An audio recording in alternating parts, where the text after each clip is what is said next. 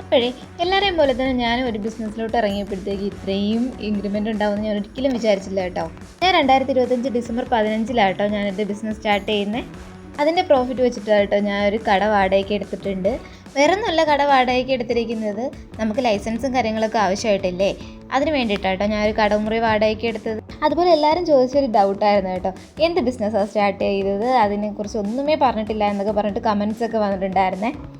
ഞാൻ ഫ്രൂട്ട്സിൻ്റെ ബിസിനസ്സാട്ടോ സ്റ്റാർട്ട് ചെയ്തേക്കുന്നത്. അതുപോലെ കടയ്ക്ക് ഞാൻ പേരൊക്കെ ഇട്ടിട്ടുണ്ട് കേട്ടോ, അത് ഒഫീഷ്യലി അനൗൺസ് ചെയ്യാൻ സമയമായിട്ടില്ല. പിന്നെ ഞാനൊരു ഫ്രിഡ്ജ് മേടിച്ചു കേട്ടോ കടയിലത്തേക്ക്, അതും എൻ്റെ ബിസിനസ് പ്രോഫിറ്റ് വെച്ചിട്ടാണ് കേട്ടോ. പിന്നെ അതാ ഈ ഒരു ലാപ്ടോപ്പ്. എൻ്റെ വിഷൻ ബോർഡിലുണ്ടായിരുന്ന 2 കാര്യങ്ങൾ ഞാൻ അച്ചീവ് ചെയ്തു. ഒന്നൊരു ഷോപ്പ് ഓപ്പൺ ചെയ്യാവുന്നതും 2 ഒരു ലാപ്ടോപ്പ് മേടിക്കാവുന്നതും. അത് 2 ഞാൻ അച്ചീവ് ചെയ്ത് കഴിഞ്ഞു കേട്ടോ. അതുപോലെ 2026 എൻ്റെ വിഷൻ ബോർഡ് ഞാൻ തയ്യാറാക്കിയിട്ടുണ്ടായിരുന്നു, ഒരു 12 ടാർഗറ്റ് വെച്ചിട്ട്. അതിൽ 2 എണ്ണം ഞാൻ ഈ ജനുവരി തന്നെ അച്ചീവ് ചെയ്തിട്ടുണ്ട് കേട്ടോ. ബാക്കി നമുക്ക് ഫെബ്രുവരിയിൽ എത്ര എണ്ണം അച്ചീവ് ചെയ്യാൻ പറ്റുമെന്ന് വഴിയെ കണ്ട് മനസ്സിലാക്കാം. അങ്ങനെ ലാപ്ടോപ്പ് കയ്യിൽ കിട്ടിയ പാടെ ഞാൻ നെറ്റെല്ലാം കണ്ടിട്ട് ആദ്യം ചെയ്ത കാര്യം എന്ന് പറയുന്നത് നമ്മുടെ യൂട്യൂബ് ചാനലൊന്ന് അതിനകത്ത് കയറി നോക്കിയതാണ്. വ്യൂവേഴ്സൊക്കെ ആവശ്യം പോലെ കിടപ്പുണ്ട്, പക്ഷേ സബ്സ്ക്രൈബേഴ്സ് ഇല്ല, അതെന്താണെന്ന് എനിക്കറിയത്തില്ല. അപ്പോൾ ഒന്ന് സബ്സ്ക്രൈബ് ചെയ്ത് സപ്പോർട്ട് ചെയ്യാൻ ആരും മറക്കരുതേ.